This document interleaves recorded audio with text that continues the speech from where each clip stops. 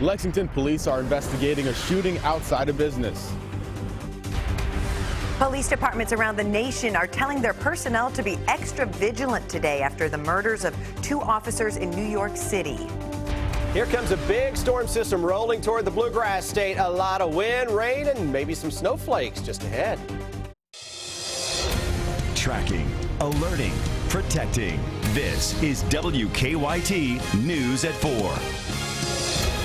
Good afternoon, I'm Jennifer Palumbo. Christmas is 3 days away, but it sure doesn't feel like it today. Temperatures are in the 50s this afternoon. In London, it's close to 60. This is a live look at Triangle Park in downtown Lexington, where you can see people are taking advantage of the skating rink there, but big changes are on the way. Chief Meteorologist Chris Bailey is tracking them.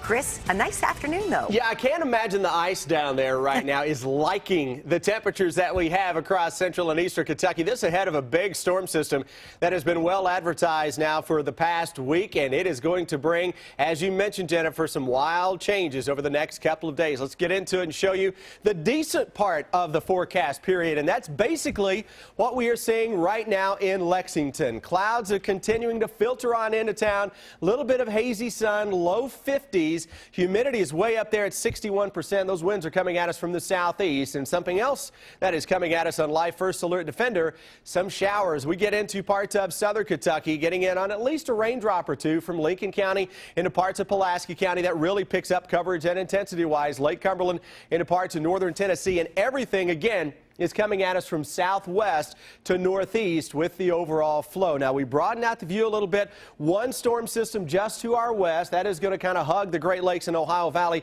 over the next few days, but it has a cold front that extends farther south and southwest to the bigger storm that is going to develop and then roll right on top of the region over the next couple of days, and that's going to spell a lot of gusty winds, some heavy rain. We'll see a shower or two out there this evening with temperatures that basically will hold into the 40s. Focus of the forecast, tracking a big storm across Kentucky. Jennifer, I'll show you why we may have winds better than 40 miles an hour as Santa comes riding on into the Bluegrass State. Going to be a busy week. Thank you, Chris. A man is shot outside a Lexington business, and this afternoon, police are trying to figure out who's responsible. The shooting happened just before 11 this morning in the parking lot of the Griffiths Market on East 6th Street near Pemberton Lane.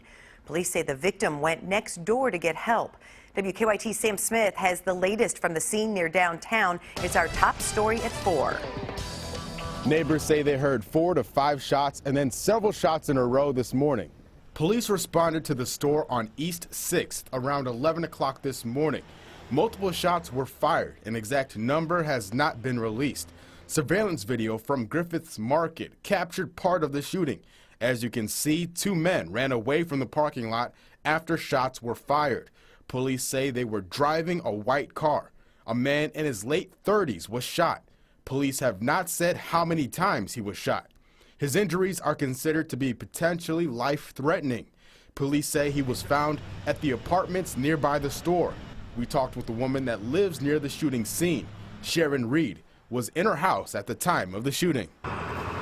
And I gotta say, this is the most gun violence I've seen here. Surveillance video from the shop will be reviewed. In Lexington, Sam Smith, WKYT. And so far, no arrests have been made. Lexington has a new police chief. At a news conference this morning, Mayor Jim Gray introduced Mark Barnard. The assistant chief of the Bureau of Investigations beat out 3 other candidates. Mayor Gray called the new chief a bridge builder with a strong background in community-oriented policing. Barnard officially starts as chief on January 12th. He replaces Ronnie Baston, who's becoming public safety commissioner. Our reporters are working on a number of other stories for WKYT starting at 4:30. Amber Philpott joins us from the newsroom with a look at some of the news in progress. Good afternoon, Amber. Good afternoon to you, Jennifer. A man is dead after an overnight crash here in Lexington. Police say 22-year-old Dustin Smith crossed into oncoming traffic on Georgetown Road before crashing into 2 fences and some trees. He was thrown from his car and died at the scene. Police say they don't know what caused Smith to run off the road, but they are investigating. He leaves behind a son. Coming up on WKYT WKYT News at 4:30, you'll hear from a woman who works near the scene and who wants to make sure that that child left behind has a Merry Christmas despite this tragedy. We're tracking the investigation into a deadly home invasion, but in this case, the person killed is the suspect. Bill Jolly says two men kicked in the front door of his Harrison County home last night. Jolly tells us that the men attacked him and he did what he had to defend himself. Police say one of the suspects showed up at Harrison Memorial Hospital with a gunshot wound and then later died. The second suspect is still on the run. You're going to hear from Jolly coming up on WKYT News at 5. And the number of flu cases in Lexington continues to grow. The health department says there are now 18 confirmed cases. Because the number only continues to grow, UK Hospital is now putting restrictions in place for visitors. The rules include no visitors younger than 12 and no visitors with any flu-like symptoms, and only 2 visitors in a room at a time. You'll hear from a doctor at UK Hospital coming up on WKYT News at 6. That is a look at just some of the news in progress. Jennifer, back to you. Thanks, Amber. Now to stories making headlines across the nation at 4. Police across the country are on high alert today following the shooting deaths of 2 officers in New York City. The tension is the highest in New York, where the city's mayor is facing anger from some police officers. Marley Hall has the latest from Brooklyn.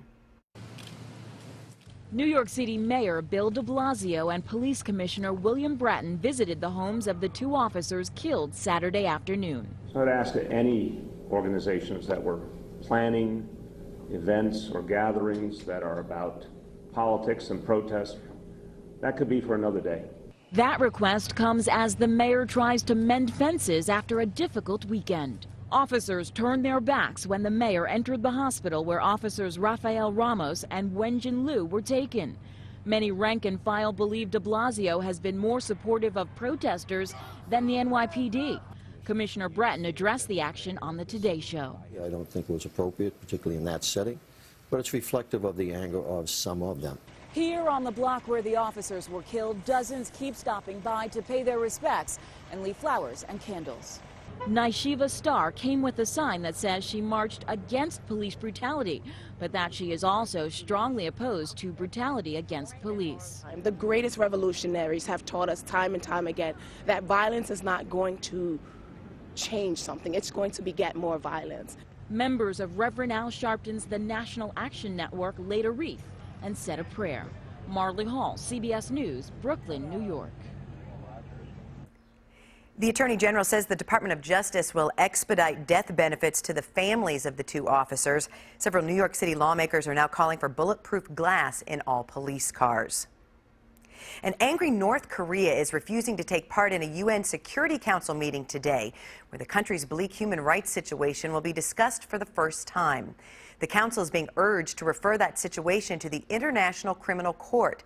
It's the boldest effort yet to confront the North over an issue that it has openly disdained in the past. Coming up on WKYT News at 4:30, we'll have the latest on the Sony attack involving North Korea.